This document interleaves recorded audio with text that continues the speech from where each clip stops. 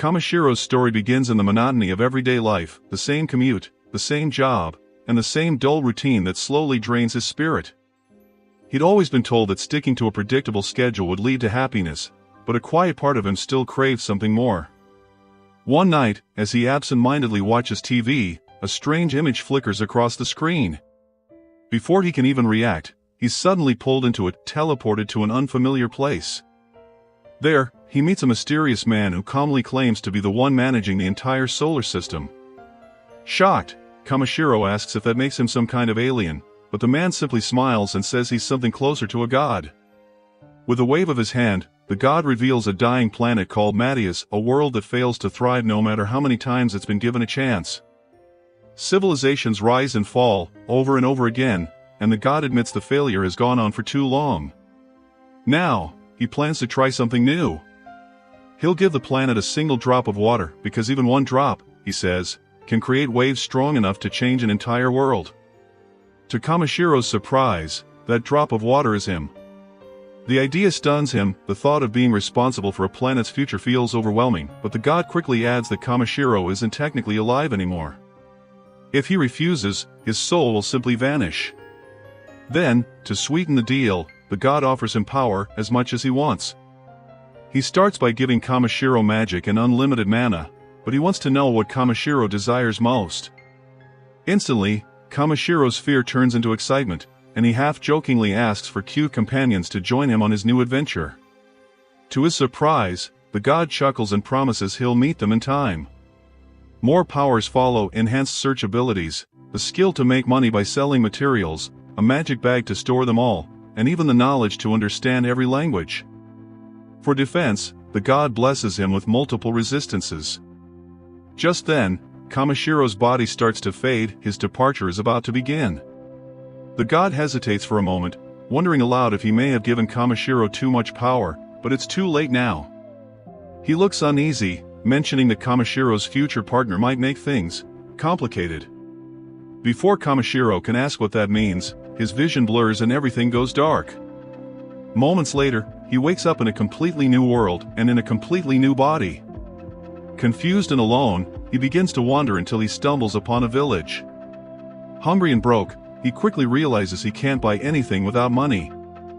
Then it hits him, the god had boosted his search magic to help him find valuable materials. Kamishiro activates the ability, but nothing happens at first. After a few failed attempts, he figures out he's been saying the command wrong. Once he gets it right, glowing symbols appear around him, marking hidden materials nearby. Saying the word skin gives him even more details about each one. Amazed by how useful the power is, he eagerly gets to work. His very first find is a B-rank material, a great start. Most of what he gathers afterward turns out to be low grade, but he's still thrilled when he learns that everything he collects is ranked and categorized by symbols. At one point, he spots a shiny stone that looks valuable, only to discover that it's actually a piece of poop, a C-rank poop, to be exact. Disgusted yet amused, Kamishiro laughs it off, happy to at least understand how the system works. With his bag now full of materials, he rushes back to the village to sell them. The gate guard takes one look at Kamishiro's towering height and assumes he's a knight. Kamishiro quickly corrects him, explaining that he's just a material gatherer, a rare kind of worker known as a gathering specialist. Impressed, the guard introduces himself as Marlowe and explains that while they don't have a dedicated material shop, they do have a general store that might buy what Kamishiro has collected. Kamishiro heads straight to the general store, eager to see how much his first haul is worth. The shopkeeper, a cheerful older man, takes one look at the odd collection and pauses when Kamishiro proudly presents the poop. To Kamishiro's shock, the man's eyes light up like he's just seen treasure. "Incredible," he exclaims. "The feces of a hammer anteater, perfect shape, great color. Truly exquisite work." Kamishiro blinks, unsure if the guy's serious or just insane. But when the man offers him 5 gold coins for it, Kamishiro nearly laughs out loud. He has no idea how much that is, so the shopkeeper kindly explains, a night at an inn costs 500 raves, and 1 gold coin is worth 1,000. Kamishiro quickly does the math, the man's offering him the equivalent of $400 for a turd. Trying not to show his disbelief, Kamishiro accepts the offer, but instantly regrets it when the shopkeeper grabs the poop and rubs it against his cheek like it's a fine gem. Kamishiro freezes in horror. This world is definitely weird. When Kamishiro shows him the rest of his haul, the shopkeeper is stunned. "You collected all this by yourself?" he asks. Kamishiro nods modestly, saying he just enjoys traveling and gathering things along the way. Impressed by both his humility and his skill, the man makes him a proposition. There's a rare mineral called mythal or deep in the nearby mountains, and he wants Kamishiro to retrieve it. Kamishiro, always up for a challenge, agrees without hesitation. The shopkeeper happily buys the rest of his materials, handing Kamishiro 360,000 raves in total, the equivalent of nearly $25,000. Kamishiro nearly faints on the spot, clutching the coins like a man who just won the lottery. Before he leaves, the man warns him about the monsters that live in the mountain. Kamishiro, feeling confident with his new powers, assures him he'll be fine. That night, he checks into an inn to rest. A young girl brings him a small bowl of water that costs 30 raves, explaining it's for cleaning himself. Kamishiro stares at it, confused. "Wait, not for drinking?" She shakes her head. "There are no baths here, sir." When he asks if anyone uses magic for cleaning, she tells him that no sorcerers live in this town. That one word, magic, sparks an idea. After the girl leaves, Kamishiro decides to test it himself. He takes a deep breath and says, "Clean." Instantly, a soft light shimmers over his skin, washing away all the dirt and grime. He looks at his reflection, spotless. Amazed, he realizes that he can cast any kind of spell as long as he finds the right word for it. The next morning, Kamishiro sets off toward the mountains. Along the way, his search ability picks up something unusual, a spade-shaped symbol. Curious, he follows it and discovers a skeleton half buried in the dirt. His ability identifies the man's name, rank, and even the small amulet resting beside him, crafted by his mother. Inside, Kamishiro finds a letter from the man's sister, pleading with him not to overwork himself. It's heartfelt and tragic. Kamishiro quietly buries the skeleton and whispers a prayer before moving on. Later, he sets up camp, creates a barrier, and prepares a stew from herbs, meat, and seasoning he gathered along the way. When he takes his first bite, he's blown away. "Damn," he mutters, "getting isekai might not be so bad after all." Eventually, he reaches the forest of ancient dragons, a place rumored to be crawling with deadly creatures. Kamishiro lights his way with magic, using his search ability to scan for ore, but finds none. Strangely, there aren't even any animals around. "Guess I smell bad enough to scare them off," he jokes. Just as he starts to relax, the ground beneath him gives way, and he plummets off a cliff. Desperately shouting words like float and levitate, does nothing, until finally, in a moment of panic, he yells fly. Suddenly, his body jerks upward, and he's soaring. He lands gently at the bottom of the canyon, laughing in disbelief. Around him, glowing ore symbols sparkle like stars. Excited, Kamishiro gets to work collecting as much as he can. But despite all his effort, he still can't find a single trace of the legendary mythal ore he came for. Still, he grins, brushing dirt off his hands. Guess the gods wanted to make this a little interesting. He notices a faint symbol, which tells him the ore must be buried deeper within the mountain wall. So Kamishiro says, "Blaze," and launches a fireball that blasts through the rock. It works perfectly. He finally finds the mythal ore, though there isn't much of it. Suddenly, the cave starts to tremble, threatening to collapse, but Kamishiro isn't ready to leave just yet. He wants to see how much farther he can go. Venturing deeper, he comes across a strange area with water so clear it almost doesn't look real. Scanning it reveals something incredible. It's ranked SS, the most valuable thing he's discovered so far. Reading the analysis, he learns the water holds the magical essence of an ancient dragon, meaning a dragon must live nearby. Kamishiro decides not to worry about that for now and starts preparing to collect as much of the water as possible. Before dumping out the water from his container, he decides to test whether this dragon-infused water is drinkable. As he reaches out to scoop some in his hand, the water suddenly explodes upward. A massive, terrifying dragon bursts out, furious that Kamishiro ignored him. Kamishiro freezes in disbelief, yet the dragon seems equally surprised that Kamishiro is able to withstand his overwhelming pressure. Kamishiro quickly apologizes for intruding into the dragon's domain, and the dragon, intrigued by his courage, calms down. Kamishiro introduces himself and explains that he's human, though the dragon clearly doesn't believe it. He can feel an enormous flow of mana radiating from Kamishiro, so powerful it actually woke him from his slumber. Kamishiro has no idea what the dragon means, but the dragon clarifies that Kamishiro's mana is strong enough to rival his own. Introducing himself as Valdias, the ancient dragon explains that he has a request. He senses that Kamishiro's pure strength might be the key to awakening his unhatched child. Of course, Valdias doesn't expect this favor for free. He promises to reward Kamishiro with a large amount of mythalore in return. Valdias shows Kamishiro the dragon egg that refuses to hatch. Unsure what to do, Kamishiro listens as Valdias instructs him to pour his mana into it, the same way he once created his light. Kamishiro says, "Heat," and channels his energy into the egg. Suddenly, a surge of immense power erupts around him. Something feels terribly wrong, but Valdias bursts out laughing. Before Kamishiro can react, his body begins being pulled into the egg itself. He panics, thinking about how little time he's spent in this world and how much he still wanted to see before dying. Moments later, he finds himself in a strange void where a mysterious voice calls him reckless. At first, Kamishiro thinks it's the god he met earlier, but soon realizes it's someone else, a girl. She tells him she's been manipulating this world for tens of thousands of years, yet it took Kamishiro just one day to disrupt everything. She's clearly not happy about it. Kamishiro can't understand what she's talking about, but before he can ask, she simply sends him away.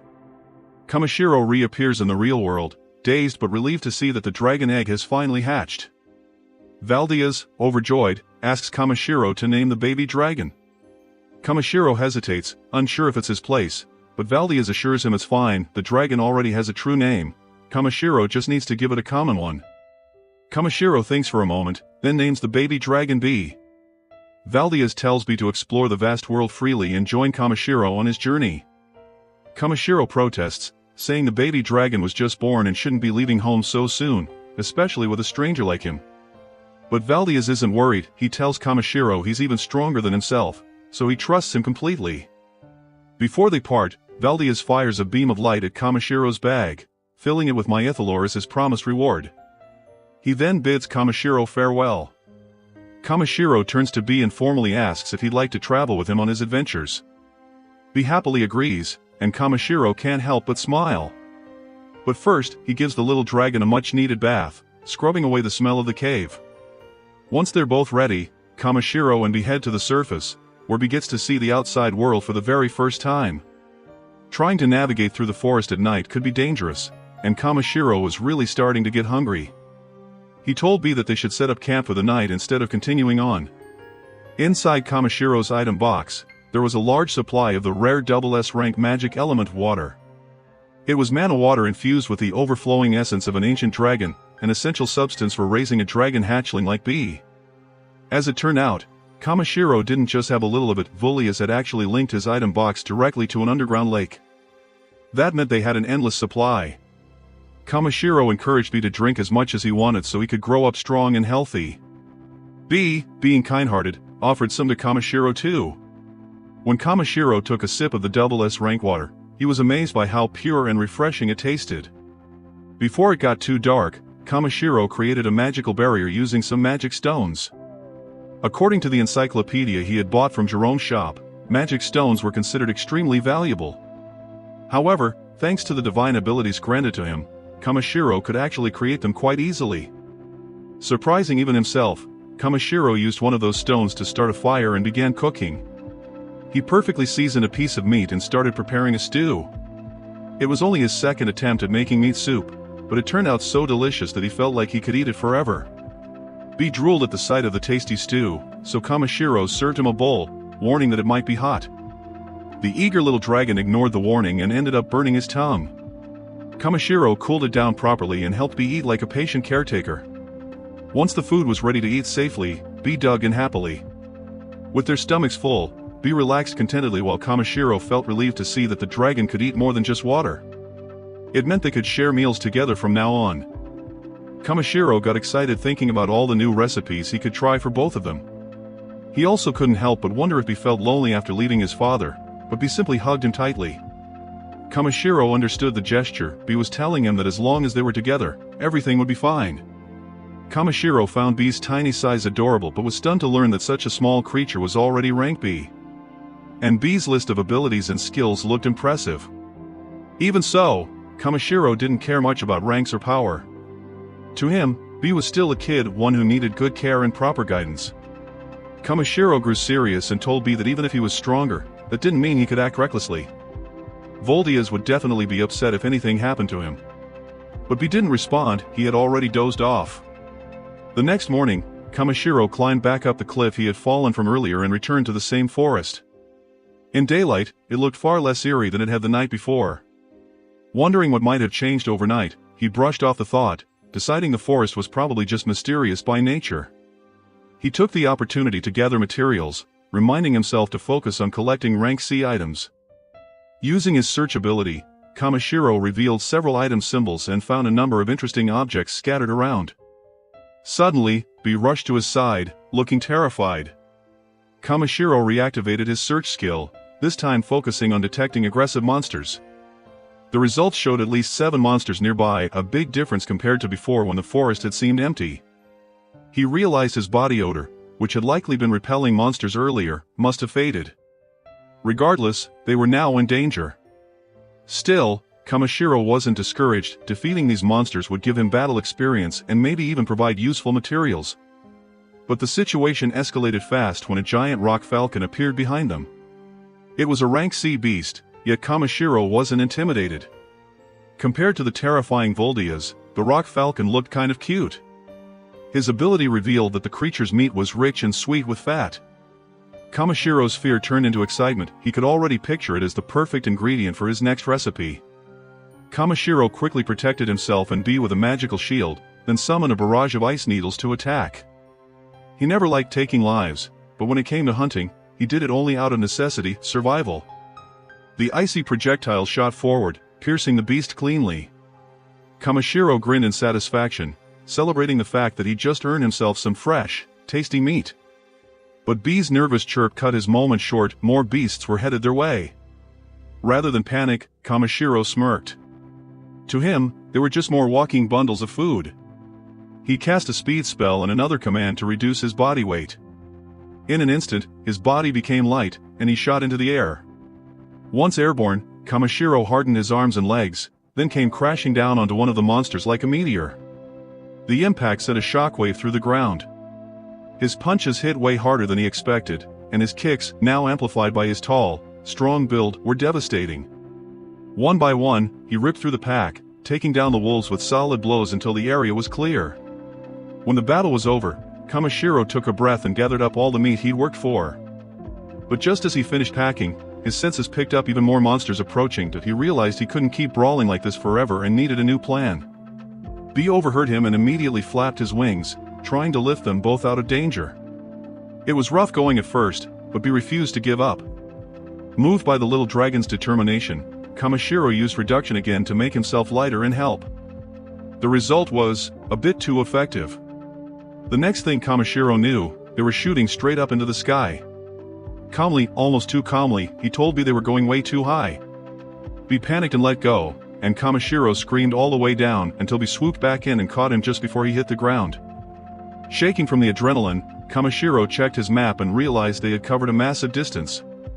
He thanked B sincerely for working so hard to get them out of danger alive. Then he reminded him, laughing, that humans weren't quite as sturdy as dragons, so he needed to be gentler. B, not understanding a word of it, just looked puzzled. Kamishiro chuckled and waved it off, telling him it was no big deal and that he'd be counting on him again in the future. B's eyes lit up with excitement, and the next thing Kamishiro knew, he was being crushed in a dragon-sized hug that nearly squeezed the life out of him. Once they regained their composure, Kamishiro checked their bearings and noted they were still days away from reaching the next village. B, however, seemed more interested in the stick Kamishiro was holding, a simple-looking branch he'd stuffed into his bag. When Kamishiro examined it using his ability, he was surprised to discover it came from a legendary tree known as Yggdrasil, and that it was actually double S rank material. Then B suddenly got a mischievous sparkle in his eyes. He blew his breath all over the branch, coating it in a shimmering mist. Kamishiro watched, confused but intrigued until the branch began to glow and reshape itself into a staff. B's breath, infused with mana, had awakened the power within the Yggdrasil branch. Kamishiro stared at the newly formed staff in disbelief. He'd always told others he was just a humble material gatherer, so carrying something like this could make people suspicious. It looked amazing, almost too amazing, and he definitely didn't want anyone thinking he was some flashy mage. That thought barely crossed his mind when a low, feral growl echoed through the woods. Kamishiro instantly warned B to stay on guard. But before he could react, B charged ahead fearlessly, forcing Kamishiro to follow close behind. When they reached the source, Kamishiro was startled to see an injured elf lying on the ground. At first, he assumed she had been attacked by a monster, but when she looked up weakly, it became clear that wasn't the case. Her stomach growled loudly, almost beast-like, and Kamishiro realized this ferocious sound was just hunger. The elf confessed she hadn't eaten in 3 days and desperately needed water. Kamishiro handed her the last of his normal drinking water, earning heartfelt gratitude as she thanked him for saving her life. Still, her stomach wouldn't stop growling, so Kamishiro remembered the lunch the innkeeper had packed for him and reached into his bag to share it. The elf girl eagerly accepted Kamishiro's generous offer. He couldn't recall ever reading about an elf acting so casually in any of the books he'd studied. But as she ate, she suddenly froze mid-bite, causing Kamishiro a moment of concern. Then he realized it wasn't that anything was wrong, the food was just unbelievably delicious. The girl's eyes sparkled as she declared that the taste made her feel like she'd ascended to heaven. Kamishiro chuckled and told her it was probably just because she'd been starving. She then clutched her stomach dramatically and exclaimed that she had been revived purely to eat more of his cooking. Still, something about her story didn't sit right with Kamishiro. He pointed out that they weren't too far from the nearest village, certainly not far enough that she should have run out of provisions. The elf awkwardly claimed she had simply been in too much of a hurry to pack food, but that raised even more suspicion. Travelers always carried rations on long trips. Sensing his doubts, the girl looked increasingly uncomfortable. Then, unexpectedly, her secret weapon came to her rescue, her smell. Kamishiro had always imagined elves would carry the scent of spring air, maybe even with a hint of peppermint. But this one smelled like cow manure. She was mortified and snapped back that she couldn't help it after camping outdoors for days. With that, she thanked Kamishiro for the meal, still pouting about his comment, then hurried off, claiming she was in a rush. After she left, Kamishiro took his time collecting materials as he and B made their way toward the forest's edge. Just as they exited, luck seemed to smile on them. A carriage happened to be passing by. Kamishiro's eyes widened as he realized the carriage wasn't being pulled by a horse, but by a unicorn. In this world, though, unicorns were actually quite common, only a ranky creature. The carriage driver noticed Kamishiro's staff and wondered aloud if he was a mage. Kamishiro quickly clarified that he wasn't just a guy who gathered and traded materials. Strangely, this answer only impressed the driver more. Skilled gatherers were apparently very rare. Kamishiro hadn't expected that reaction. To him, being a specialist gatherer didn't sound like a big deal. The driver kindly offered him a ride to the next village. Kamishiro hesitated at first, noting that his large frame might make things cramped, but the carriage turned out to be spacious and the family inside was warm and friendly. He noticed something curious. Ever since arriving in this world, kids seemed to like him a lot. Maybe it was because he'd sort of become a parent figure himself now, thanks to B. He didn't mind the attention, though he quietly hoped he wasn't being a burden to the family. The father reassured him that helping each other was a core rule in their village. The whole family lived by that principle, and Kamishiro admired their courage, especially traveling with young children through dangerous lands. The children talked excitedly with him, but Kamishiro gently warned them not to trust strangers so easily. He said that for all they knew, he could have been a bandit. The boy just smiled and said he already knew Kamishiro was a good person. When Kamishiro asked how he could be so sure, the boy explained that they carried a special bell that rang whenever someone dangerous was nearby. Kamishiro thought it was an impressive tool and even considered making one of his own. Everyone soon introduced themselves properly, and just as the atmosphere relaxed, the children heard faint chirps coming from Kamishiro's coat. Their curiosity spiked immediately. They begged to see what kind of pet he was hiding. Kamishiro smiled awkwardly and warned that it was a rare monster. A woman named Eliza raised an eyebrow and pointed out that monsters weren't all that rare. Many adventurers kept them as companions.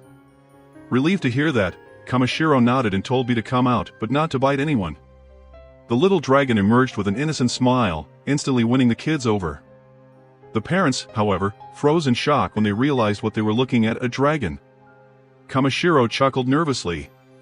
Given their surprise, he wisely decided not to mention that B was actually the child of an ancient dragon. The family immediately assumed that Kamishiro must be a dragon knight, given that he was traveling with a dragon.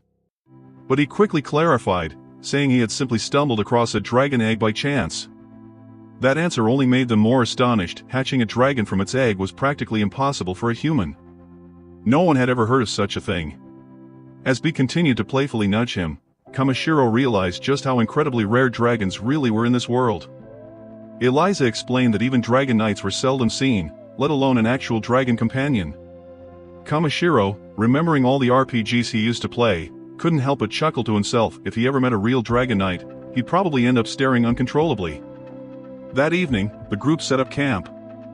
Poron, the father, was amazed when Kamishiro pulled out magic stones that created a protective barrier to keep monsters away. On top of that, B was sharp enough to alert them if any danger came near. With both layers of safety in place, Kamishiro reassured the family that they could rest easy that night. When Eliza mentioned it was time for dinner, Kamishiro politely asked if he could cook for everyone. She agreed, and the children's eyes grew wide with excitement as he began unloading a mountain of ingredients.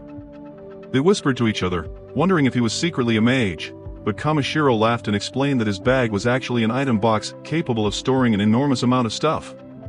Soon, Kamishiro finished his signature meat soup, but this time he added a new side dish: a mushroom and vegetable salad. When he served it, the aroma filled the air and the food looked so good that no one could wait any longer. The whole family dug in enthusiastically. The wife and kids praised the food between every bite, saying they'd never tasted anything so delicious. But then Poron suddenly froze mid-meal, his expression shifting strangely. Everyone panicked, thinking something might be wrong, until they realized he wasn't choking, he was crying. The taste had moved him to tears. Poron admitted that after eating nothing but dry jerky during their long journey, seeing his children so happy to eat real food was overwhelming. Kamishiro couldn't help but burst out laughing at how emotional the father had become. Still wiping tears, Poron declared that Kamishiro must be a mage, the wizard of taste. The nickname made everyone laugh, and soon after, someone picked up an instrument, and the entire family joined in to play a cheerful tune together.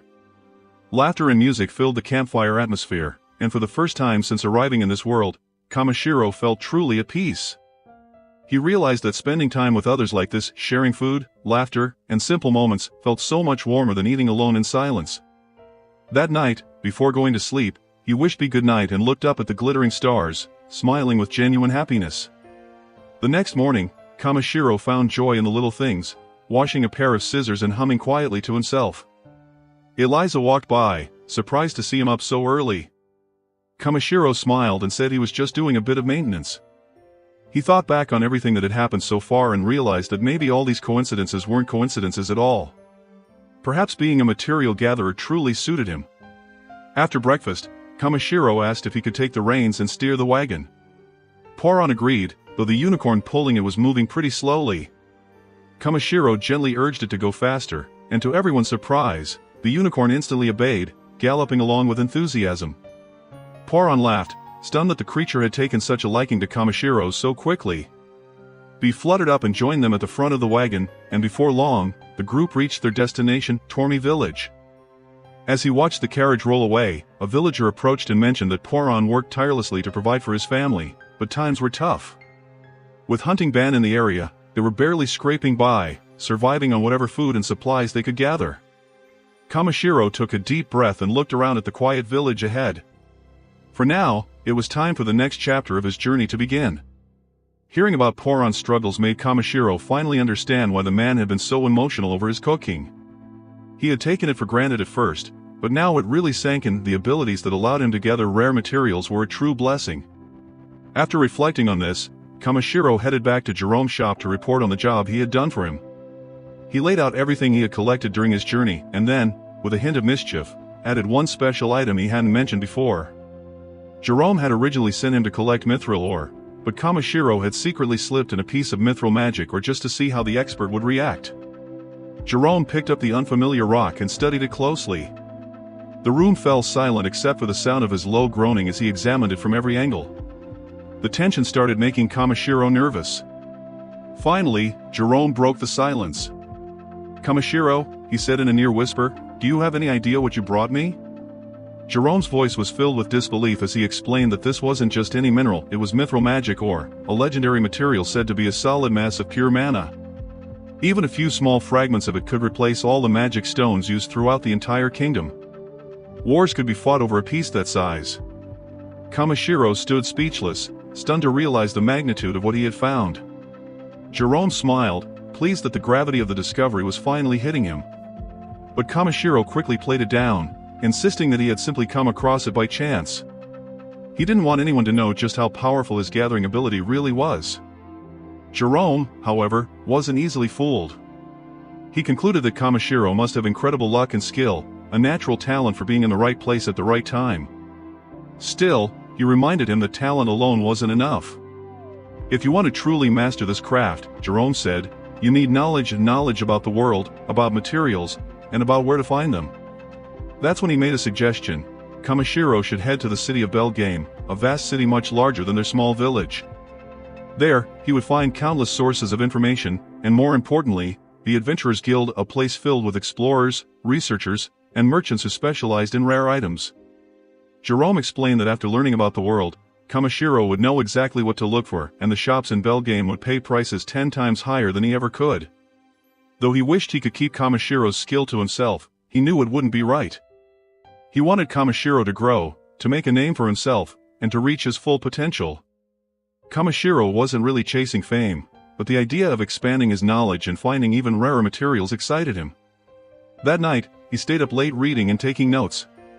He learned that adventurers were divided into many roles: combatants, gatherers, support specialists, and more. For the first time since being transported to this world, Kamishiro felt a true sense of direction. He decided he would travel and see everything this new world had to offer. As an adventurer, he could earn a living while doing exactly what he loved, exploring and discovering. His next goal was clear: he would join the guild in Belgaum. Still, there were a few things he wanted to do before leaving the village. He brought the rock falcon he had defeated earlier to the butcher and asked her to process it. Later, he joined a small local festival, sharing food and laughter with the guard he had met when he first arrived in town. As always, he spent part of his day gathering materials, unable to shake that collector's instinct. Before he left, the butcher lady handed him a small bag of soup stock powder she had made from the falcon's bones. She thanked him for all his business but admitted she felt sad that he was leaving. Everyone in the village had grown fond of him. They wished he could stay longer. Kamishiro smiled and said honestly that he'd love to, but the world beyond was calling, full of mysteries waiting to be uncovered. The butcher didn't try to hold him back. Instead, she handed him a carefully wrapped package, a travel lunch for the long month ahead. She didn't want him to go hungry on his way to Belgaum. With that, Kamishiro packed up his belongings, ready to move forward. The road ahead would be long, but for the first time, he felt like he truly had somewhere to go and a purpose guiding him forward. Kamishiro thanked the butcher for the travel lunch, but she still couldn't hide her concern for him. Worried that he might go hungry, she packed him even more food. It was a bit overwhelming, but Kamishiro smiled in gratitude. Good thing he had an item box that could carry it all. That night, as he rested under the stars, Kamishiro thought about how Jerome hadn't been able to buy the mithril magic ore. The material was unbelievably valuable, but instead of selling it, he began wondering if he could put it to good use, not for himself, but for the village that had shown him so much kindness. Feeling indebted to everyone there, Kamishiro decided he wanted to create something that would benefit them. An idea struck him: he could use magic to fuse the mithril magic ore with a lamp and turn it into something extraordinary. He closed his eyes and pictured the final product clearly in his mind, visualizing exactly how it should look once the fusion was complete. When the image felt right, he chanted the command, "Combine." A soft glow enveloped the objects as his magic activated, merging the ore and lamp into one. Once the light faded, Kamishiro used his skin ability to appraise the result, and his eyes widened with satisfaction. It had worked perfectly. The next morning, the villagers all gathered to see Kamishiro and be off. Poron tried his best to hold back tears, while Marlowe, the guard, gave their giant friend a firm handshake. Kamishiro smiled and handed him the lamp he'd created. "It might look like just an ordinary lamp," he explained, "but it's actually a powerful magic tool. Once activated, It projects a barrier around the entire village, one that blocks anything with malicious or harmful intent. The villagers gasped in disbelief. None of them had ever even heard of a magic artifact capable of something that incredible.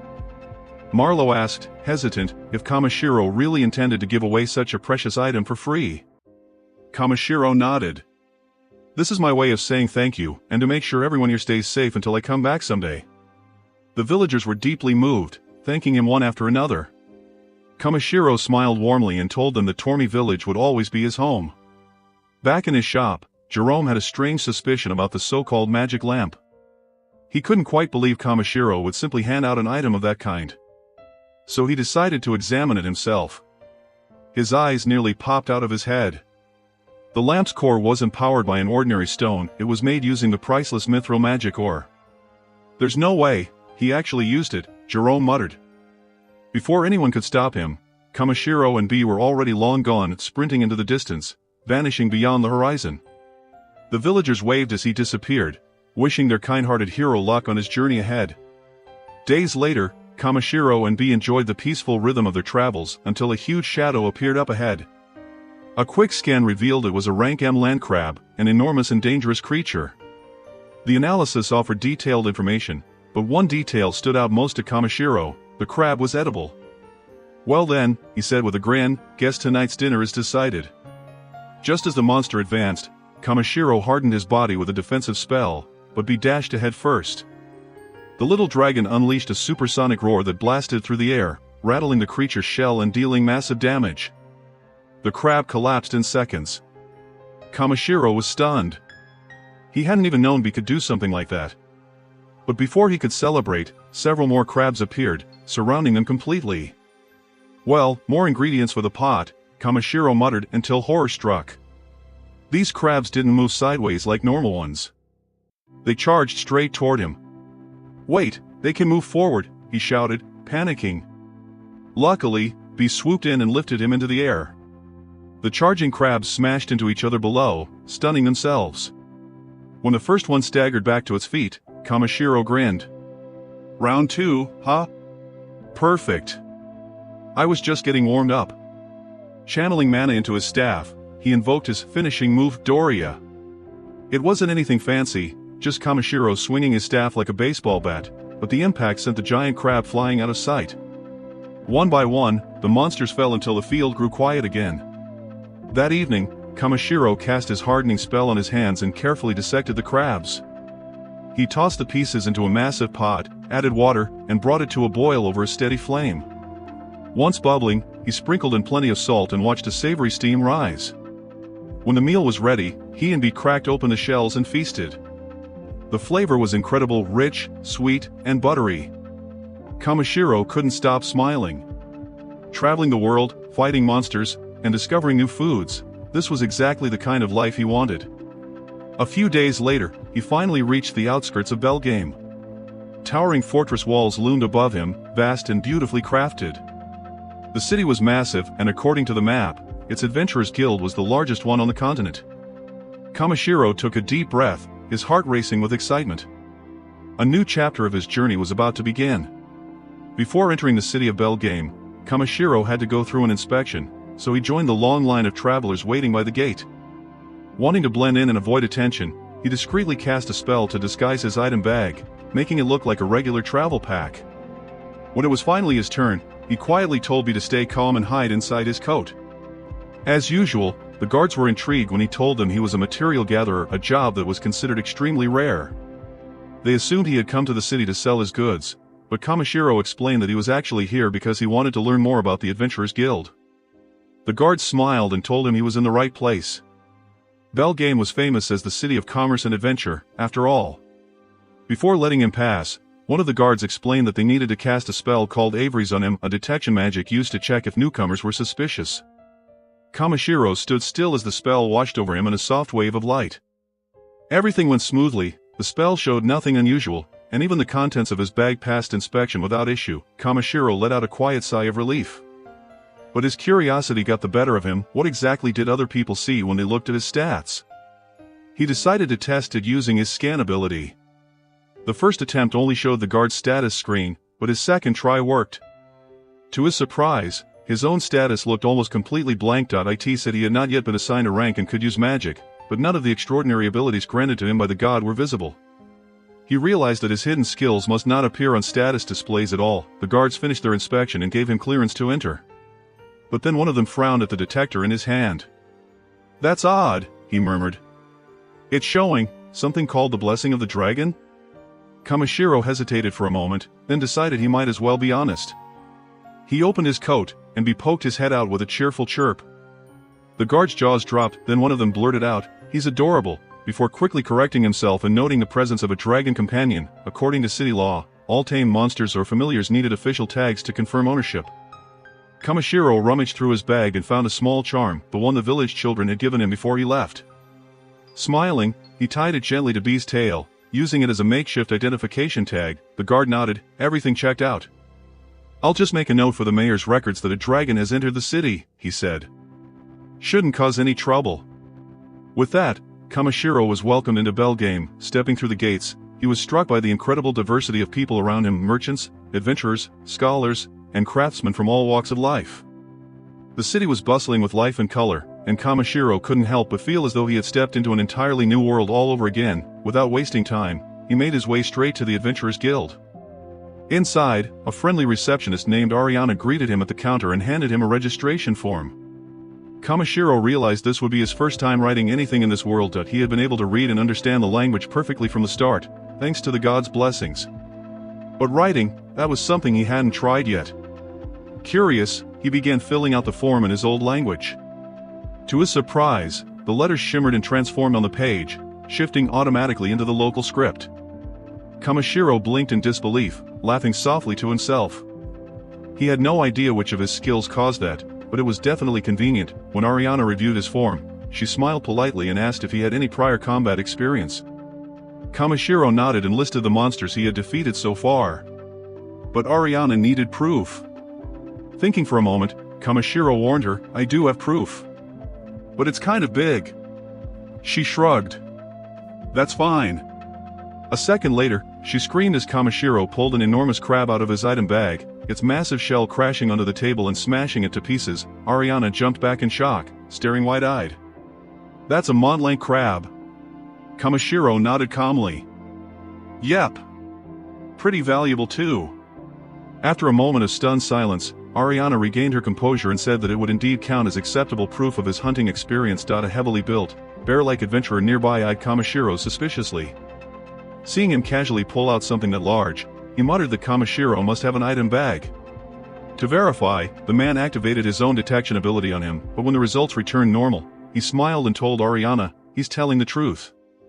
Kamishiro stood there with a sheepish grin while Ariana tried to get the guild table replaced. It wasn't exactly the smoothest first impression, but at least he was officially on his way to becoming an adventurer. They have nothing to worry about because his abilities show that Kamishiro is blue. Of course, Kamishiro has no clue what he's talking about. So, the bear explains that he just cast a Very on him. The bear's version of a Very is different than all the others because it allows him to read a person's nature. Blue means that the person is clean and they have no ill intentions. With that done, the bear says that it's time to move on to the appraisal process and payment. Ariana quickly explains that Kamishiro is here to register because the bear thought that he was here to sell the giant crab. Kamishiro then shocks everyone as he explains that he doesn't sell these crabs, he eats them. Bear Man wonders if Kamishiro has a party with him. So, he says that he's in a party with his little dragon friend.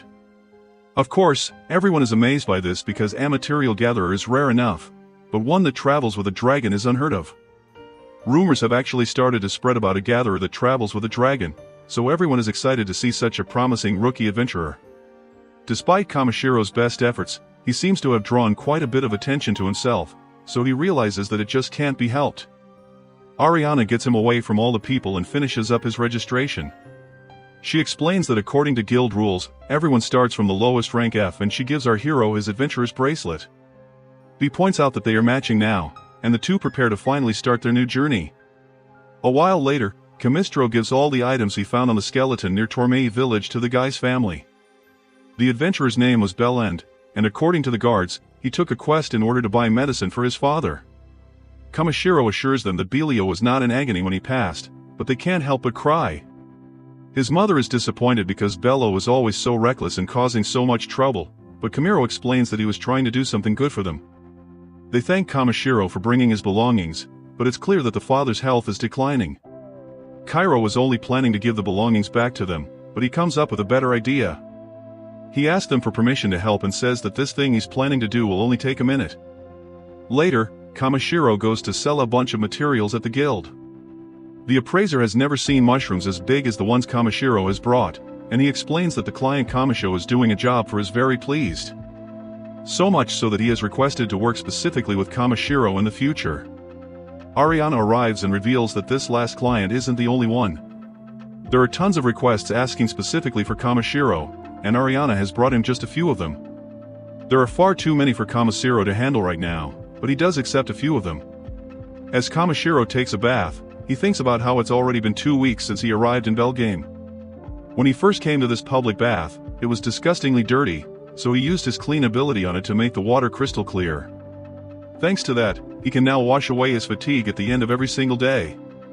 A new friend named Clay arrives to greet Kamishiro, and he explains that he's taken a bath earlier than usual because his old wound is acting up.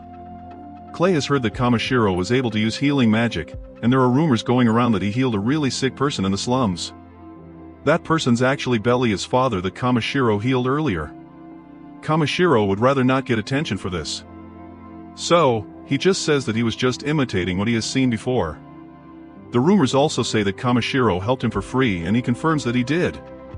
This is of course very generous, as he could have made a ton of gold for doing such a miracle, but Kamishiro doesn't care about that. Instead, he's worried that doing it for free might make the doctors in the city hate him. Clay can only laugh about Kamisu's overwhelming thoughtfulness, and he decides to change his subject. He reminds Kamishiro that he just received a notification saying that he can now raise his rank, but Kamishiro is satisfied with his current rank. There doesn't seem to be a single ounce of greed inside of Kamishiro. So Clay points out that he will stand out even more by being that way. It's valid criticism. So Kamishiro says that he does have some greed because he would like to have super sharp scissors for harvesting materials. Of course, that isn't what Clay had in mind, so he suggested that Kamishiro study up on more common sense stuff. Later, Kamishiro receives payment for another job well done. The guild employees are always telling Kamishiro that he should submit his request to raise his rank because they believe that he will have no trouble achieving a much higher rank. Kamishiro explains that he's not interested because he's not planning on trying to climb the ranks at all. He is sure that if he does, then he will just get into more troublesome stuff. Kashiro just wants to live the simple life while taking it easy at the lowest rank. He does feel a bit guilty because they seem to really want him to rank up, but Kamishiro is unwilling to give up his peaceful life. Unfortunately, we learn that he won't have a choice as someone barges into the guild announcing that goblins are attacking. It's terrible news, and Kamishiro's peaceful life is about to take a hit. The guild orders for everyone ranked and higher to gather at the northern station. Ariana goes down the list of A-rank adventurers, but 2 out of the 3 are out on a job. The third one, however, is Clay, and he's still in town. He is called the Dragon King of Honor, and Ariana is sent to get him. Kamishiro's listening, but he thinks about how he's only rank F, and this is none of his business. Unfortunately, he's stopped from leaving and told that he will be going with the other adventurers. Of course, our hero is shocked, but he can't refuse to help the town. The adventurers are told that the goblins are headed straight for Belgaum, so they can't allow the goblins to cross a bridge that goes over the nearest river. The other adventurers are excited to get going, and Kamishiro can only compare them to a sports team before a match. Some jerks realize that Kamishiro is an F rank, so they tell him not to get in their way. They mock him by assuming that he'll be too afraid to do anything anyway, but the guy in charge knows better. The guild appraiser has been praising Kamishiro a lot recently, and that's really rare for him to do. This guy named Rodel tries to intimidate our hero, but he's surprised when Kamishiro seems unfazed. Despite Kamishiro's weak L-looking appearance, Rodo thinks that he might be something special. Kamishiro really doesn't even want all this praise because he doesn't want to stick out. But it's too late, as Rodel seems to have taken a liking to him. Rodel is sure that Kamishiro was able to protect himself. So he declares that all that's left for him to learn is how to use his strength to protect others. Rodel is the guild master, and he leaves with some of the adventurers. A girl named Muzelli is left behind with Kamishiro. So she tells him that they need to do their best. At their base, Kamishiro must politely ask Muzelli to get off of him because she is scared of everything. First, he makes her face reality by accepting that she is scared. Next, he reminds her that she's capable of using healing magic, so she should focus all her attention on healing the wounded. No one even told her that she needed to fight anyway, so she should be safe. Lastly, he says that it's normal to be afraid on the battlefield. People are hurting each other constantly, so there's no shame in being afraid. In fact, it is that fear that pushes them forward, and they can only do what they can in order to survive. Kamishiro's leadership skills really shine in this moment as his words inspired the little mouse girl to do her best. Clay has a good laugh as he enjoyed seeing Kamishiro talk so passionately about battling. Kamishiro was sure that Clay would be on the front lines of the fight, but Clay explains that his wounds give him problems on rainy days. Kamishiro realizes that he's talking about the giant scars on his back, but Clay seems to be ashamed of them. Clay explains that people usually assume that scars across a warrior's back came from when they were running away from enemies. It's a warrior's greatest shame, but Kamishiro doesn't think that. Scars on the back could also come from protecting someone, and Clay confirms that this is what happened to him. Kamishiro points out that Clay managed to survive a terrible ordeal, which is great because he will be able to keep protecting people. Just then, the two go on alert as the sound means that something has broken through their leader formation. The enemy army will be here in no time. So Clay declares that he must go. Kamishiro reminds him that he won't be able to move freely because of his wounds, but Clay is determined to protect everyone, even if it breaks his body. Kamishiro is still concerned, but Clay rushes off to the front lines anyway. Nearby, the mice girls work hard to make sure that all the adventurers return home alive. The other mice girls are scared, but Muzelli really took Kamishiro's words to heart, and now she's the one inspiring others. She is trying so hard, and Kamishiro remembers how Roto told him to learn how to protect others. Kamishiro decides that this is not the time to avoid troublesome things, so he must take action. He starts by creating a giant barrier around the entire base, and he tells everyone that they will be safe. The girls wonder where he's going. So Kamishiro confidently declares that he's going to look after Clay. On the front lines, we see that the adventurers are heavily outnumbered by the giant army of goblins. Things are only getting worse, and it's becoming more likely that the monsters will reach the city. Kamishiro comes out of nowhere, though, and he hardens both his arms and legs. He absolutely rocks one of the monsters, but he can't help but feel bad for hurting a humanoid, even though it's a monster. There's no time to complain though, so he tells B to take care of the enemies. He tells the adventurers to duck, so B uses some kind of thunderbolt attack to wipe out the goblins. The Avengers explain that the main group is still in trouble because a high-rank monster showed up and they got separated. The monster is a goblin sergeant, and it's the reason the front line fell apart. As for Clay, he's just up ahead. Further up the mountain, we see that Clay is taking out several goblins, but his injuries cause him to fall to the ground. Clay fears that this will be how his life comes to an end, but Kamishiro arrives to rescue him. Clay warns that this is no place for someone like Kamishiro, but Kamishiro points out that he needed his help. Kamishiro wants them to fall back so they can recoup with some of the others, but there's no time. The goblin general has appeared and there's no getting away from it. The beast immediately attacks them, and even more goblins appear. Clay tells Kamishiro to run while he holds them back, but Kamishiro has a question for him instead. Kamishiro wonders if Clay's wounds are really important to him, but Clay has no clue why he would be talking about that now. Kamishiro wants to know if the scars hold important memories or if they remind him of someone important. Clay still doesn't know where he's going with this, but he explains that the scars are nothing but an annoyance. That's what Kamish was hoping, so he asked Clay if it would be okay if he removed the scars. Clay has never heard of anyone being able to do something like that, and he takes that moment to stun the enemies. Kamishiro then tosses some of his dragon water onto Clay and tries to think of a word for a spell that would be able to fully heal someone.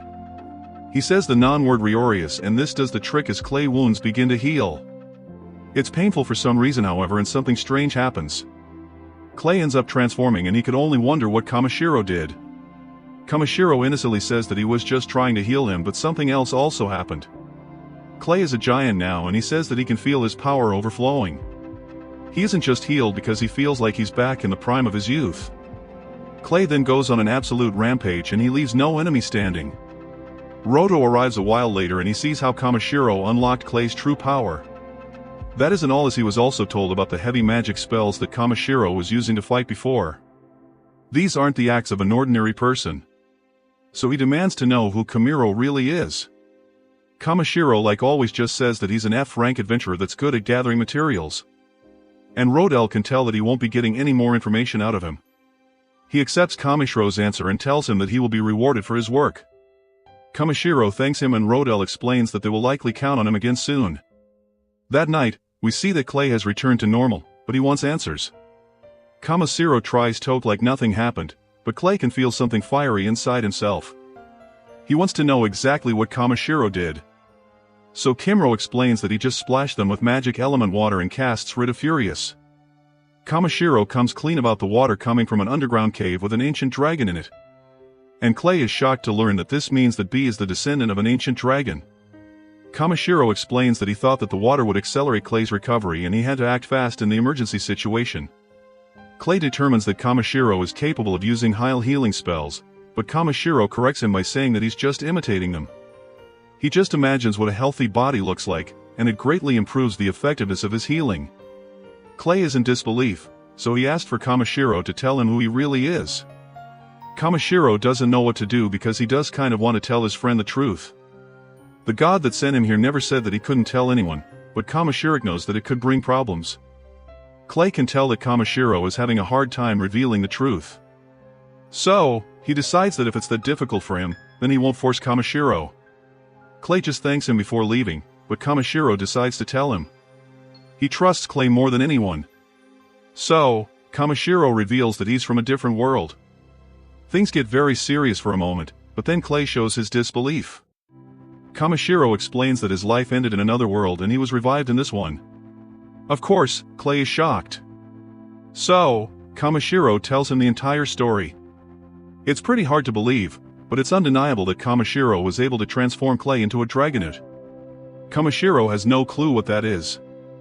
So, Clay explains that dragonutes are an ancestral race that was the origin of the lizard men. Clay is honored to have transformed into one, but he was also scared because he felt like he was close to losing himself and destroying everything. Kamishiro is sure that he could learn to control it innately, but Clay wants him to be more serious. Clay has been wanting to tell Kamishiro that he behaves too casually, and it's his turn to tell Kamishiro everything he wants to say. The next day, Kamishiro goes to a weapon shop, and a girl named Ribble wonders what he would like to buy. Kamishiro just wants some new scissors for gathering materials, but she doesn't sell any of those. She formally introduces herself and is amazed to hear that Kamishiro is the gatherer that everyone is talking about in town. Him being the big shot that he is, Ribble says that she might be able to help him out. The shop owner's name is Grouse and he's a top-class blacksmith, so he might be able to make some scissors. Unfortunately, she's busy at the moment because she needs to find something for Grouse. So, Kamishiro offers to help her. Kamishiro stops to admire the forging process, and Ribble says that she too fell in love with the flames of the forge.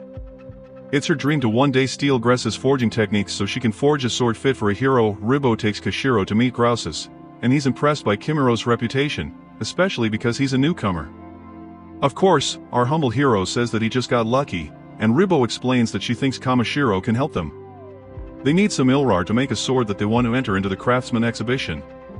Grazes hates her idea because Eiler can only be found in the Ryu mine and that place is crazy dangerous.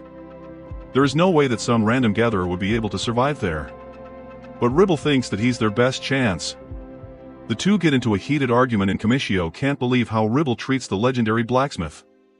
Grazes finally points out that the Ryu mine is especially dangerous right now because it isn't just crawling with monsters anymore. There have been rumors of demons being down there now, but Ribble already knows. The whole reason that the supply of elder in the town is down is because something terrifying is keeping people away from the mine. Ribble failed to tell this to Kamishiro. So, Grace reminds her that a smith who can't value life has no business holding a hammer. Graz appreciates her trying to find help, but he refuses to send some young gatherer to die just because they're desperate.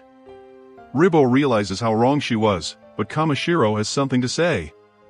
It's clear that they need this Ildra ore more than anything. So, Kamishiro offers a deal to the blacksmith. If he gets the ore for them, then he would like for Graces to forge a pair of scissors for him as a reward. Graz can't believe that he still wants to go because they were just talking about how anyone that goes down there will lose their life. But Kamishiro is confident that he can handle almost anything. Kamishiro shows him one of the pincers he still has from defeating the giant crabs. And the guy is dumbfounded because it's a beast that even rank B adventurers struggle to fight. That's all the proof Grouse needs. So Kamishiro heads to the Rue mine. On their way, some other adventurers discuss some of the rumors that have been going around. Aside from the demons, they have heard that all the poisonous herbs in a nearby area suddenly withered away overnight. As if that wasn't enough, there has been several odd disturbances in the forest of white trees as well. That's actually where Kamishiro was a while ago, so he wonders if he had something to do with it. Kamishiro gets dropped off near a horse stable and he hears a familiar voice. This voice is furious because she requested a pure white steed that could gallop across the heavens, but instead she just receives some big bird. It isn't a horse at all, but the owner explains that anything that can haul cargo gets called a horse in these parts. That's true, even if it's a giant eagle or a giant raven. So, the girl apologizes. Kamishiro checks to see who it is and is not surprised to see that it's the elf girl that he met in the forest. The owner tells her that she might have better luck finding a white Pegasus in the place called Vosrol. The girl's stomach rumbles like crazy from starvation, so she begins her trip to the Dwarfen Kingdom. Kamishiro realizes that she's heading to the same place he is, but he cares more about gathering some materials on his way to Vosro. B loves a plan, so the two take their sweet time finding some rare mushrooms. There are tons of them in this area, so Kamishiro calls it a treasure trove of ingredients. There's even something called moonite grass, and it's the first thing Kamishiro gets. They take a while to remove properly, but Kamiro says that they're worth it for their fatigue-relieving abilities. Just then, Kamishiro hears a terrifying noise, but isn't so surprised when he finds that it's coming from the elf girl's stomach. She's once again desperate for food and water. So, Kamishiro replays that scene from before by helping her. The girl is, of course, grateful, but she once again stinks like cow manure. Kamishiro instinctively uses his clean spell, and the girl is stunned to be cleaner than she's ever been. She has no clue what just happened, so Kamishiro simply explains that he couldn't just watch an elf fall from grace by being so dirty. The girl introduces herself as Brolight, and she thanks our hero for helping her twice. Now, Kamishiro says that it was no problem as he leaves, but Brolight refuses to let him go without repaying him first. Elves always repay kindness, but Kamishiro says that he didn't help her to get something in return. Brolight insists on helping Kamishiro with his work and she points out that his little dragon friend approves of her. B really seems to like her. So Kamishiro agrees to accept her help until they reach the next town. They start gathering materials and Brolight loudly announces that she found something good. She says that it's a super valuable hammer anteater poop, but it's actually just a rock. She tries again, but just ends up finding normal animal poop. Her last attempt ends up being a poisonous mushroom. So Kamishiro determines that her mental age seems to be the same as B's. Before nightfall, Kamishiro prepares to start a fire with a gem, but Brolight wants to get firewood. She says that it's important to leave traces of a campfire so that other travelers know that this spot is safe for camping. Brolight goes to search for firewood, but Kamishiro is surprised when she brings an entire log. Brolight says that it won't be a problem, and she shows some incredible skills as she chops the log into perfect pieces. Kamishiro checks to see the level of her blades, and he's stunned when he finds that they're ranked weapons. It's his first time seeing some up close, and they're even imbued with special powers. That night, Kamishiro cooks up a delicious meal. Brolight loves the chewy texture of the dumplings, and the vegetables have an incredibly rich flavor. Kamishiro explains that he's going to a mine to search for Hydrair, and he wonders what Brolight is doing. Brolight reveals Thatch searching for the white Pegasus of the heavens that her sister has been longing for. And she vows to not let anything get in her way. Kamishiro notices that things have taken a very serious turn, but Brolight changes the subject back to his food. This is at least the third time that she's eaten his food, so she points out that her debt to him just keeps growing. Kamishiro comes up with an idea and he says that he can just hire her as his bodyguard.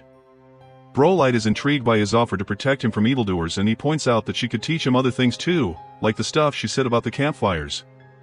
Brolight was expecting something more extreme, but she thinks it's a good idea.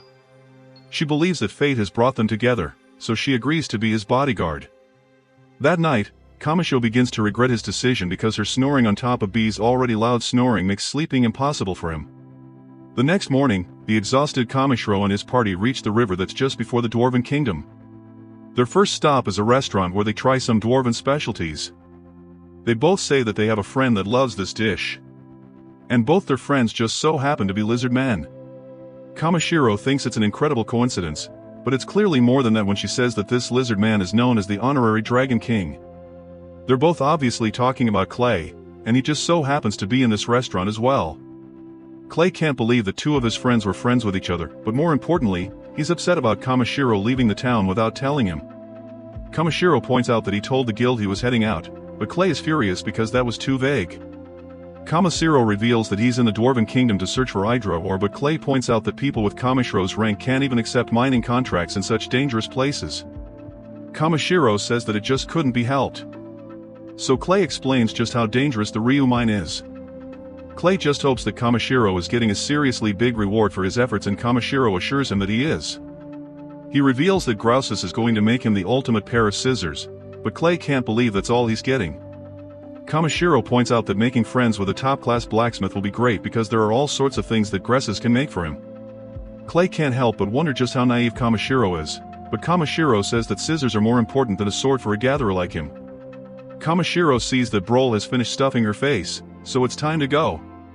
But first, Clay declares that he will help Kamishiro in the mine. He was heading to the same town anyway to get his spear repaired, so it's not a big deal to him. Kamishiro is too surprised to respond, but Brolite does it for him. She welcomes Clay as another bodyguard, but he has no clue what she's talking about. Brolite explains that she has pledged her life to protecting Kamiro, and Clay actually likes the idea of being a bodyguard. These two are obviously capable fighters, but for some reason, Kamishiro just feels anxious about this whole thing. A while later, our heroes find that the line to get into the city is huge. Luckily, Clay knows one of the guards, so the guard offers to let them in. The guard explains that Vasil City began as a mining settlement built inside the great caves left by iron extractions. This place is humongous, and the guard welcomes our heroes to the Dwarven Kingdom. The underground city is breathtaking, and the guard reveals that the king has actually requested that Clay go see him. Kashiro can't believe it, and Clay says that it's a complicated relationship. There is nothing complicated about it to the guard, as he reveals that Clay was the one that saved the city from the Thunder King. Kashiro had no idea that Clay was that much of a hero, but Clay says that it's not a big deal. At the time, dwarfs were a people skilled in smithing, but they were unable to wield weapons. Because of this, they were forced to pay tribute to a ruthless demon lord.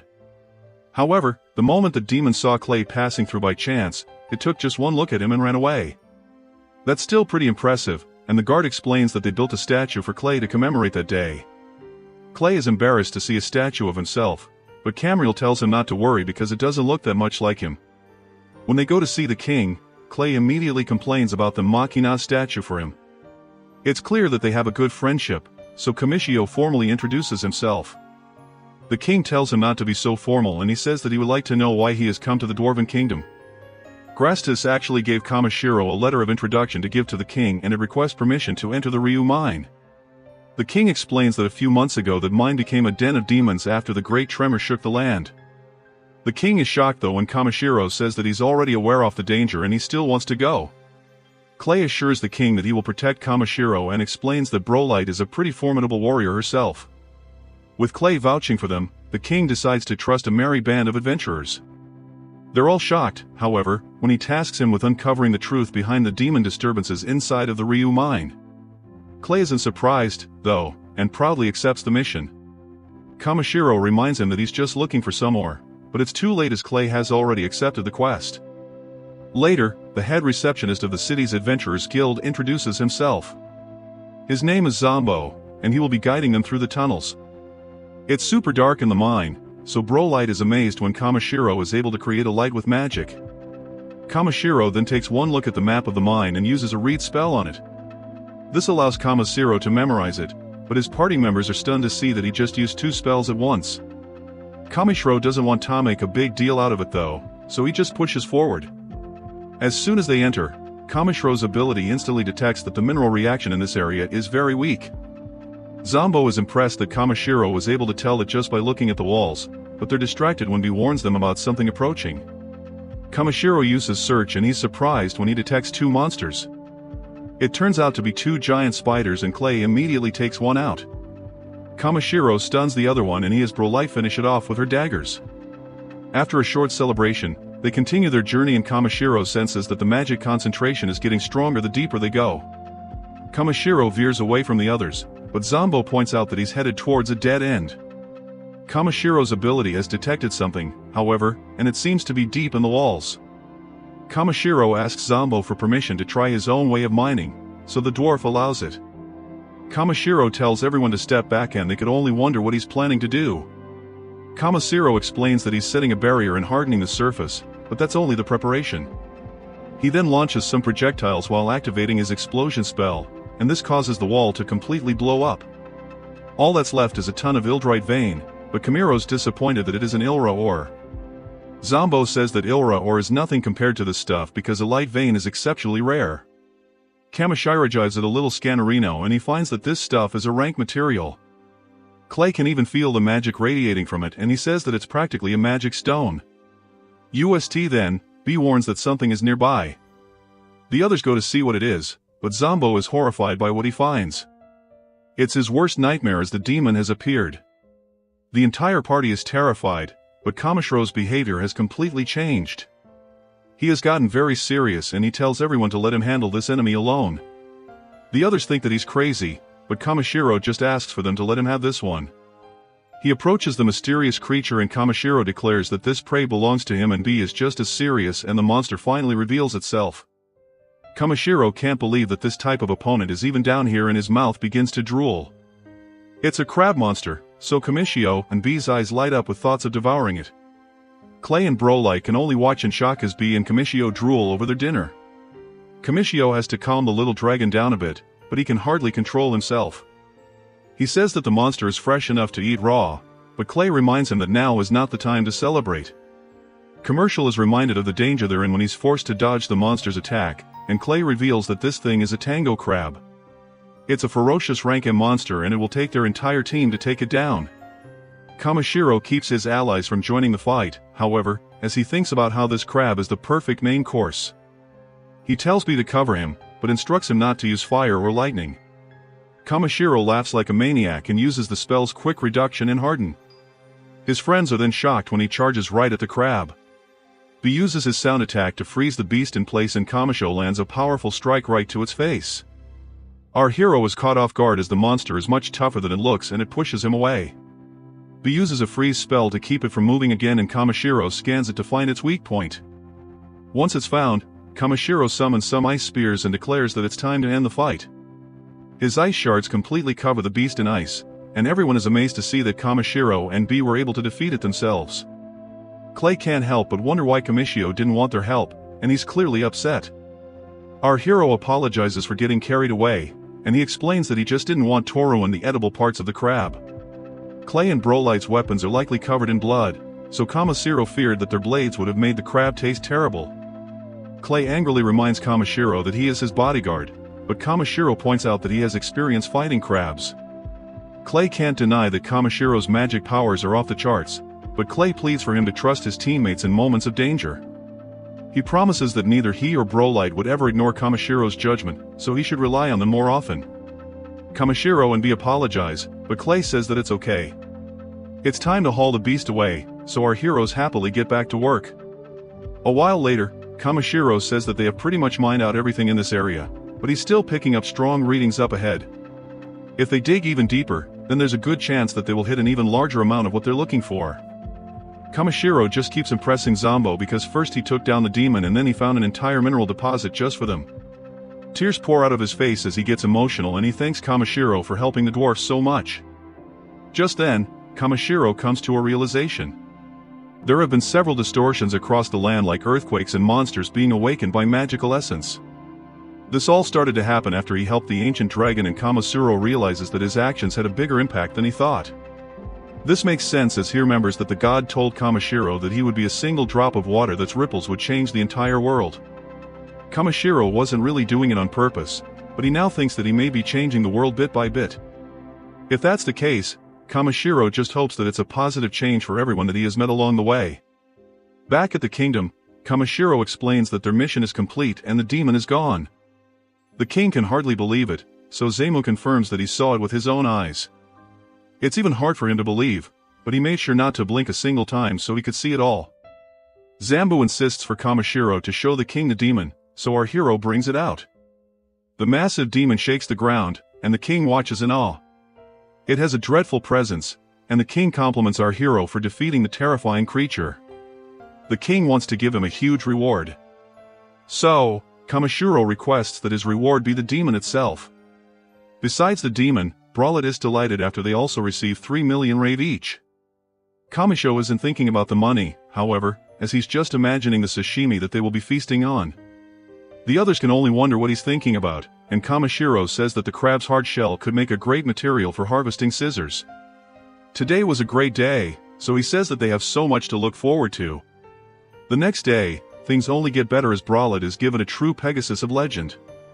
It's just another reward from the king, and Bralette admires the horse's fine build. Clay's spear is repaired as well. So, now they can go home. Unfortunately, Bralette must go to her own home because she wants to give the Pegasus to her sister. Bralette says that she owes Kamishiro a huge debt, and it's one so big that she could spend her entire life and still not be able to repay it. Kamishiro tells her not to worry, however, because he got a crab out of the deal and he thinks that he got the better end of it. Kamishiro says goodbye to his bodyguard and she promises that they will meet again one day. She laughs like a psycho as she flies away and she tells them to prepare for her return. When they return to the guild, Ariana is shocked to see the two adventurers together. She is shocked when she thinks they formed the party together and Clay says that it's only temporary.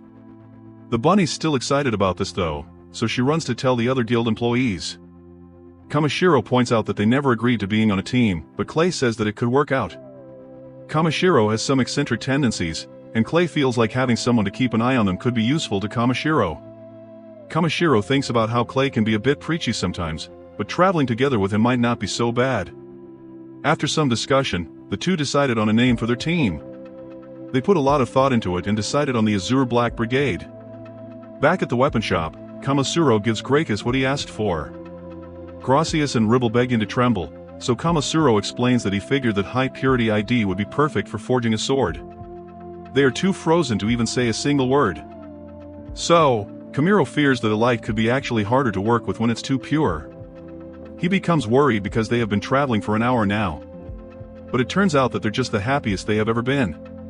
Their joy even brings them to tears and Ribble's so happy that they asked Kamishiro to do this job for them. The light is absolutely perfect, but Grace must tell his student to pull herself together.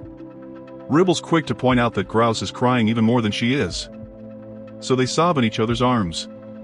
Kamishiro is relieved to see how happy they are, and Grace explains why this is so great. In his entire 120 years of life, Greasus has never seen this much light in one place. It's incredibly rare and it will make for a great weapon. Kamishiro knew that its quality was high, but he didn't expect him to bet his moved. His scan results did say that the Ilra was perfect, but he thinks about how you can never be sure if something is exactly what a client is looking for. In the end, what matters more than market value is giving the customer exactly what they needed. Kamishiro never thought like this before. So he determines that he's finally starting to take pride in being a gatherer. This is so much a light that they won't even be able to pay him for it all. But Kamishiro reminds them that he only wanted a pair of custom scissors in return. He says that it can wait, however, because he wants them to focus on forging a sword so good that it wins first prize at the showcase. That's incredibly nice of him. So the two blacksmiths promise to do their best. 2 weeks later, Wade says that he's been looking all over for our hero. He has been summoned by someone important, and Clay recognizes the crest on the letter. It's from the house of the Luslovak family, and it's most likely the lord of that land.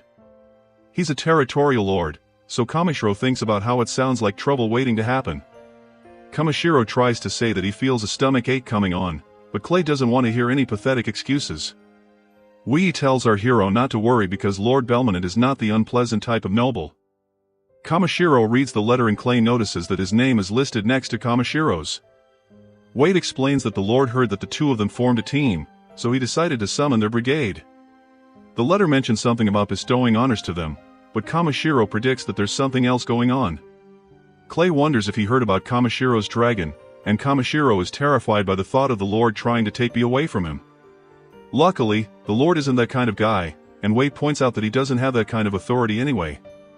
Clay says that even if he did try to take me away, he would be right by Kamishiro's side when they walked away from the kingdom.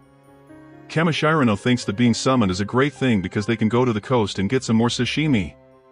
Wade can't believe Kamishiro and B because the two of them are always getting excited about monster meat cuisine. On their way to meet the Lord, Kamishiro notices that they're getting a lot of attention. This is only natural as Clay explains that being summoned to a lord's manor is every adventurer's dream. Kamishiro doesn't understand why. So Clay explains that everything will change for an adventurer if the Lord decides to back them. Even the worst adventurers gain credibility when a noble gives them their blessing. They enter the noble's estate and Kamishiro can't believe how huge it is. The castle itself is even more amazing and the butler named Raymond guides them inside. Kamishiro is then amazed by the maids because not a single one of their steps are out of sync when they bow down to greet him. Just then, some little kid runs up to them and immediately takes notice of the dragon. This annoying girl says that she expected a bit more intelligence in its eyes, but deems him to be acceptable. She doesn't waste any time as she declares that the dragon belongs to her now and she demands that Kamishiro hand him over. Our heroes are shocked for a moment, but Kamishiro quickly refuses. This girl has never heard the word no before, so she doesn't understand, and she explains her reasoning. She says that dragons are noble creatures, so only a noble is fit to own one. Clay recognizes her as Lady Rarest, and Kamishiro checks her stats. She is an unreasonable kid. So, Commissioner wonders how he will handle this situation. He tries by asking her why she believes she's entitled to his dragon, and her answer is simple. Someone named Bernard told her that an adventurer was traveling with a dragon, and she just knew that she had to have it. He also told her that when dealing with ignorant adventurers, she must stand firm and act with dignity to make them obey her. Kamishiro concludes that Bernard is behind all this, but he then realizes that he has no clue who Bernard is. Kamishiro simply tells her that B is part of his family, so he can't hand him over to anyone. B politely says hi to her after she says his name, and she's delighted that he responded to her. She can tell how nice they both are, and she's now embarrassed for speaking to them so cruelly. She never even considered how strong their bond would be, so she apologizes for trying to break them apart. Rarest is elated when B forgives her and she hugs the life out of him. Kamishiro wonders why she wants a dragon so badly. So Rarest explains that she wanted to show it to her mother. Just and her father arrives to wonder what she's doing. Kamishiro is stunned because this guy is super young and he's the lord of this entire land. His name is Belmont and he's pleased to finally meet the gatherer that he has been hearing so much about. Belmont apologizes for his daughter's behavior, but Kamishiro tells him not to worry about it. Belmont gets right to business and reveals that there's only one reason why he summoned them. Clay has a feeling that he knows what this is about, and Belmont confirms that it's about his wife, Militaria. She has been bedridden for nearly a half year now, and the doctors can't do anything to help her. Belmont has heard rumors about Kamishiro, specifically one instance, about a family that he helped. The rumors say that a frail man in the Boso district suddenly regained his health in one day thanks to Kamishiro's handiwork. Belmont now pleads for Kamishiro to use his remarkable power and he begs for him to save his wife. Kamishiro thinks about how he tried to heal Clay, but he also ended up forcing him to evolve. He fears that if he messes up the balance again, there's no telling what could happen. When Kamishiro doesn't respond, but man reveals that his daughter wanted a dragon because of her mother. In a few days, TIAs would have to return to the royal capital for school. She thought that she could lift her mother's spirits by getting her an adorable creature that would stay at her bedside. Belmont admits that she can be foolish sometimes, but he says that Rarest has a kind heart. Clay's face is soon covered in tears as he can't believe how sad the story is. Kamishiro wishes that his friend wouldn't stare at him with tears in his eyes because he's guilting him into saying yes. B is in tears as well, but Kamishiro must think of all the consequences. Belmont is a lord and if anything goes wrong with the healing, then he will be in huge trouble. Kamishiro can't help himself though, and Belmont is delighted to hear that he will help them. They go to Militaria's room and Kamishiro can tell that it hasn't been aired out in days. Military greets her beloved husband and Kamishiro are shocked by her sickly appearance. Belmont reveals to her that he brought the man rumored to heal illness with a mysterious power. So he calls Kamishiro over. Kamishiro would like to let some light in him first, but Belmont doesn't allow it. He says that his wife is sensitive to sunlight, so Kamishiro just gets to work. His scan reveals that she's riddled with illnesses. There are at least 5 things terribly wrong with her, and lots of her organs are failing.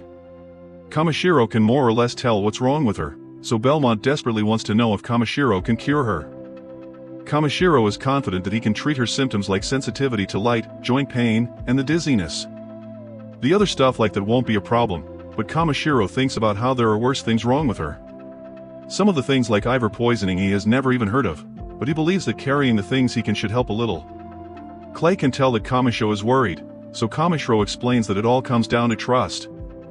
He points out that he's just an unknown adventurer. so he asks Bellman if he will really place his wife's life in his hands. Militarius will do as her husband decides, and she explains that she's not expecting a miracle. She begins to cry as she reveals that she just wants to hold Rarest in her arms again. That alone would be enough. So Billman begs for Kamishiro to save his wife. With that settled, Kamishiro declares that it's time to get started. Thanks for watching my recap. Make sure to like the video.